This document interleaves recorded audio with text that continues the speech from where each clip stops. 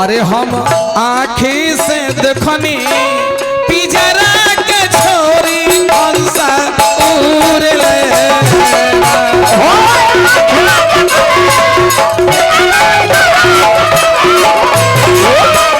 अरे हम आँखी कनिया नरवे कहरिया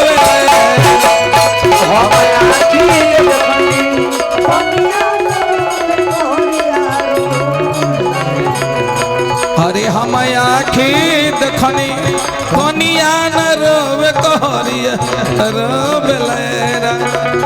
अरे हम आँखी देखनी कनिया नरवे कहरिया रोवे आए हरचंद जी में दूसरा गीत बता रहे आप जाइए अपना मन के काम करते चलिए ना आपके मन के बात जरूर हम पूरा करेंगे उतरिए जाइए 2 लाइन पहले हमारा भाई के मन बा तो तनी हंस लेबे के काहे कि गम भी बा आ खुशी भी बा तो दादाजी दुनिया छोड़ के गईनी ह तो मान के चली कि उनका आशीर्वाद सब लोग ऊपर होए के चाहे हाँ जी मान के चली के जा कुछ ऐसा चचा के पुत्र लोग हैं जिनकर सालियो आयल होई आयल होई है ना हाँ जी खड़ा हो जा लड़की एक लड़के 2 लड़के टिचम टिचम टिचम टिचम हालांकि लयो पुरान हो आई गीतो पुरान हो लेकिन तनी समय के चीज कुछ नया रहुआ के बुझाई भाई के एगो साली हो बड़ी दिल वाली हो मगर रहा तनी कहाँ दिल्ली भैया के साल ले रहा तो दिल्ली रहा तनी और वह दिल्ली में भाई के छोटका जो ना भाई हो जब देखले ओकरा पर मन पड़ गई मन पड़ गई तो वहां के का कहले हो तीनों म्यूजिक से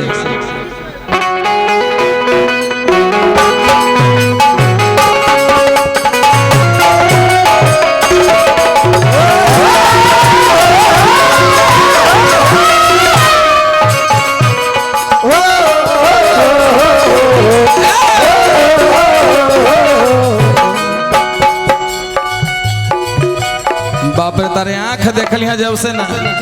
भीतर से मेरा पाँख फरफराए लागल ये दिल्ली वाली भैया के साली ये दिल्ली वाली भैया के साली घूम चलो बिहार हो हमर मन हमर धन तीनों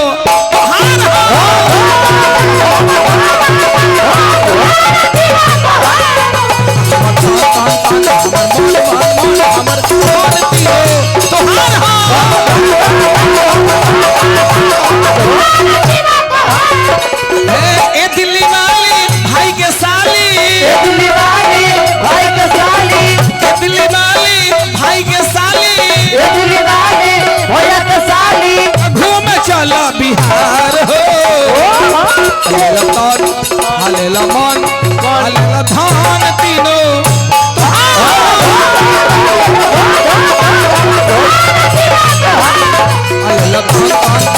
हलेला धान तीनों तोहार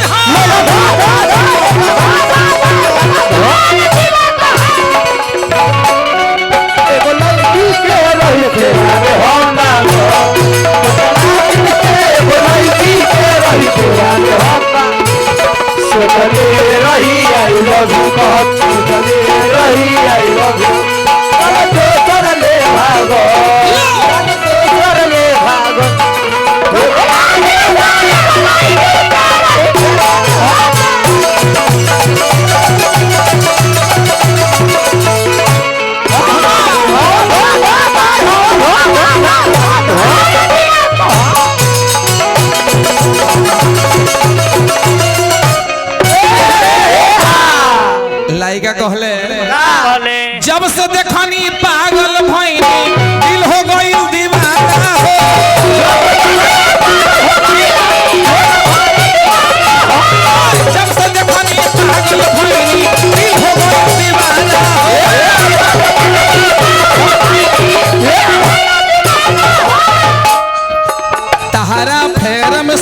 कहिले छोड़ले बहानी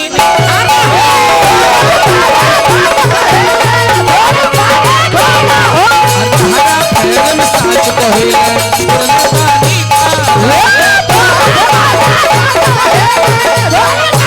ए दिल्ली वाली भाई के साली ए दिल्ली वाली भाई के साली चल घूमे बिहार हो ले लो तो ले लो मन ले लो धन तीनों तीनों तो ले लो तो ले लो मन ले लो धन तीनों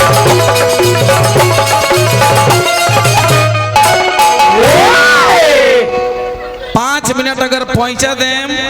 तो हरिश्चंद्र जी के कथा के नींव डाल दे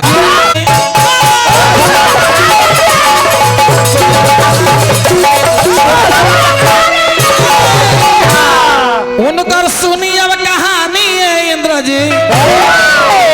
उनकर सुनी अब कहानी है इंद्र जी सुनी अब कहानी सुनी अब कहानी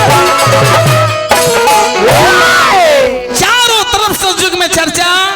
सत हरिश्चंद्र जी के हो रहल बा उनकर जय जयकार हो रहल बा विश्वामित्र बाबा कहने के हे इंद्र भगवान रउआ चिंता मत करी रउआ चिंता मत करी काल हम जाए आ राजा के भिखार बनाए ये हमार ड्यूटी अब विश्वामित्र बाबा उनका के सपना दे रहल बनी राजा हरिश्चंद्र जी रात में सूतल बनी बस ये कथा के विराम लगाए हम रात में सपना देख रहल बनी सत हरिश्चंद्र जी कृपा के कर हम विश्वामित्र जी उनका के सपन में पहुंच के आ राजपाट सब कुछ उनका से भाई अगर कथा सुनवाएम कथा गवाएम तो हाला का दल मत करी ना तो झूठो के बेकार हो जाए तनी शांति 5 मिनट हाँ एक बाद बउआ हमर गई है बउआ सत हरिश्चंद्र जी रात में सपना में का देखो तनी रात में जो सपना देख रहल बनी हो तो सवेरे अपना रानी सभ्या के लगे जाके आ राजा रात के सपना देखत रानी रानी रानी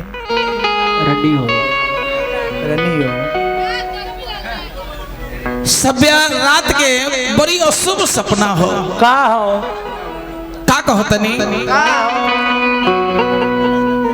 तदखनी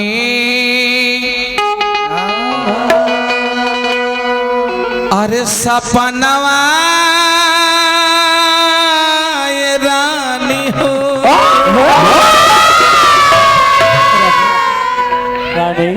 रानी रात के बड़ी अशुभ सपना रात के सपना बड़ी अशुभ सपना है कोहले का हाथ नहीं खे आंख से आंसू गिरता बड़ी दुखद सपना हो रानी हाथ जोड़ ले ली राजा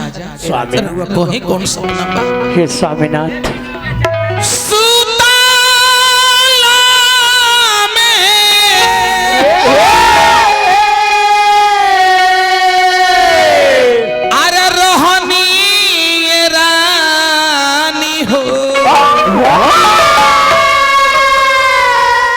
अरे तो देखली हो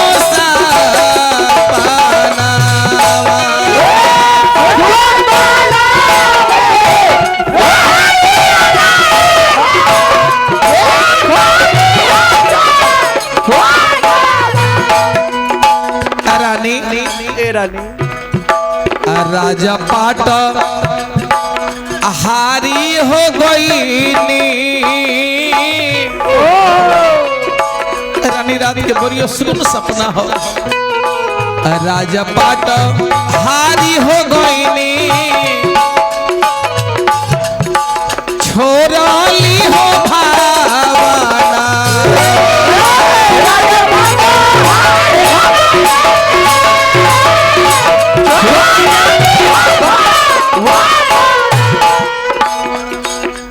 दक्षिणा खातिर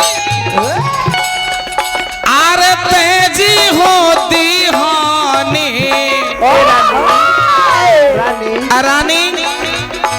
अन धन राजपाट सब राते हम हार गई। जतना धन दौलत रहे कोई मांग ले ले बा, हम दक्षिणा में सब दे दिले बनी, हम दे दिले बनी। अब सवाल बा दक्षिणा खातिर। काशी नगरिया में बिकले हो सप्या हमरो ललाना।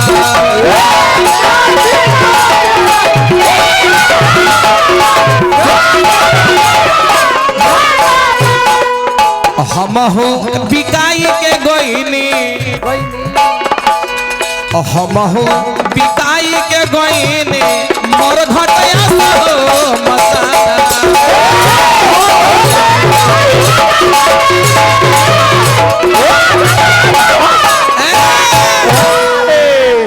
रानी के सब बात बताते रहने के होने से विश्वामित्र जी भेष बदल के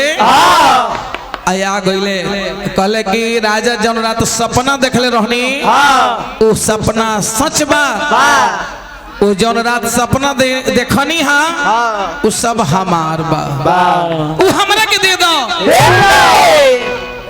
सत हरिश्चंद्र जी कहले कि ई तो हमर शुरू के नियम बा कि जोन बोल दिले बनी, जोन कह दिले बनी,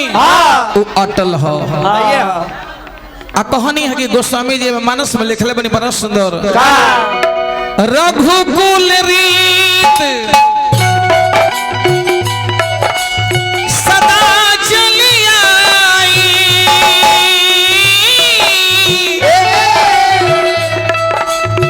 प्राण जाए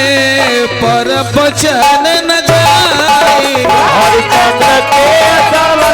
आए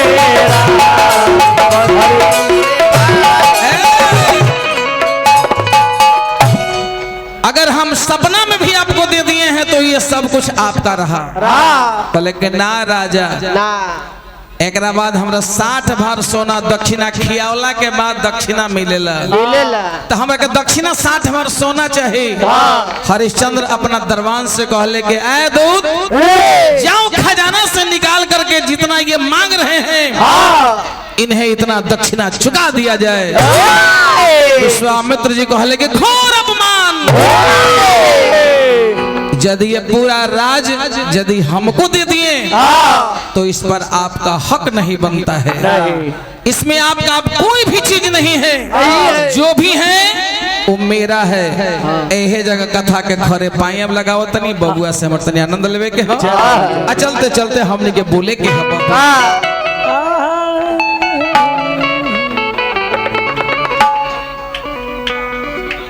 कि आइल बा सभे जे आइल बा एक दिन सब जाई कि आइल बा सभे जाई, अरे छोरी मृत्यु लोक हो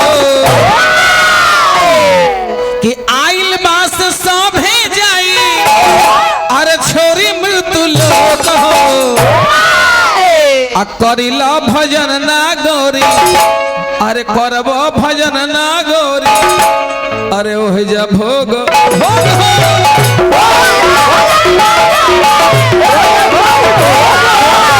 करलो भजन ना गौरी होई उहा